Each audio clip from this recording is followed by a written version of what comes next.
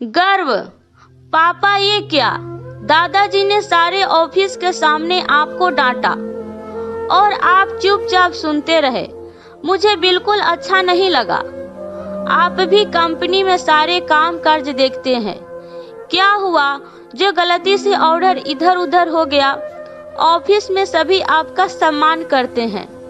ऐसे सबके सामने वो आपको डांटकर बेइज्जत कैसे कर सकते हैं? सुमित ने अपने पिता मोहन बाबू से अपना गुस्सा जाहिर करते हुए कहा।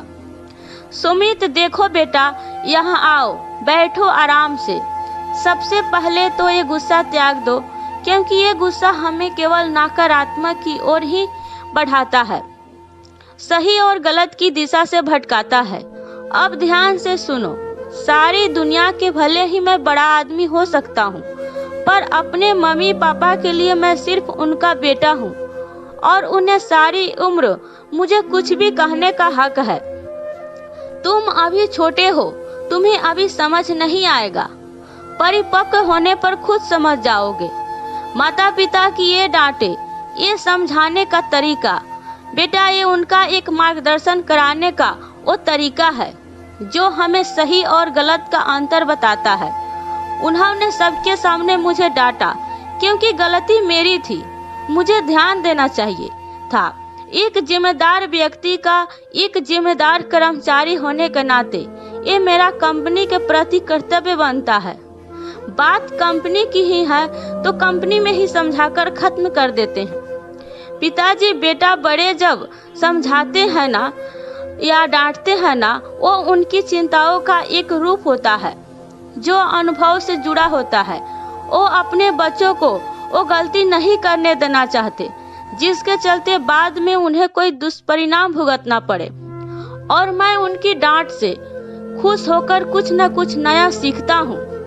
जानते हो, जब वो मुझे डांटते हैं ना, तब मेरी बचपन से मुलाकात हो जाती है। मोहन बाबू ने बेटे के कंधे पर हाथ रखकर समझाते हुए कहा। सुमित पापा की बातों को सुनकर, सब कुछ सुनकर थोड़ा शर्मिंदा सा बैठा था। मोहन बाबू मुस्कुराकर बाहर की ओर चलने को हुए ही थे कि वापस सुमित के पास लौटकर बोले, हाँ, एक बात और बेटा, कोई तुम्हारे पिता को कुछ कहे तुम्हें अच्छा नहीं लगता है ना? जी जी पापा। तो बेटा जी, कोई मेरे पिताजी को कुछ कहे मुझे भी अच्छा नहीं लगता, कहकर सुमित के सिर के बालों में उंगलियां को फिराते उन्हें सहलाते हुए प्यार भरी मुस्कुराहट देकर एक उचित मार्गदर्शन करते हुए कमरे से बाहर निकल गए। वहीं दूसरी ओर दूसरे कमरे में बैठे बुजुर्ग मोहन बाबू के पिताजी की आंखें भी खुशी से नम थी। उन्हें भी अपनी परवरिश और अपने बेटे को दिए संस्कारों भरे मार्गदर्शन पर गर्व महसूस हो रहा था। दोस्तों, मेरी ये छोटी सी कहानी आपको कैसी लगी? यदि अच्छी लगी हो तो लाइक और कमेंट करना बिल्कुल भी मत भूलिएगा। यदि आप मेरे चैनल पर नए हैं तो सब्सक्राइब जरूर कीजिएगा। आपको मेरी कहानी सुनने के लिए बहुत बहुत धन्यवाद।